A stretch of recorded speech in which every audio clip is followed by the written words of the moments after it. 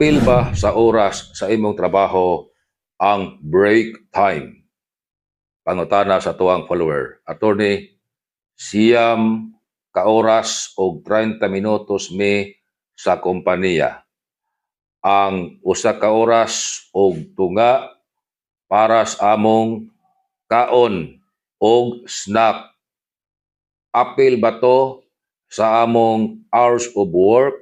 Unya, makaklaim ba kami og overtime pay? Ang tubag dili. Ang normal hours of work, 8 ka oras.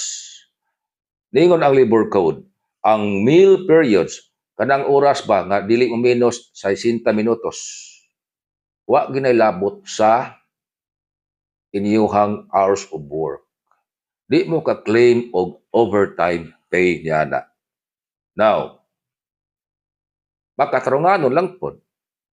Ngano, tungod sa prinsipyo nga, no work, no pay. Dili sa pag-unsa, maluwi po mas inyong amo. Ngano, kanang orasa, gigahay man na ninyo para sa inyong pagkaon. Unya, mabayad pa na yung amo, ana.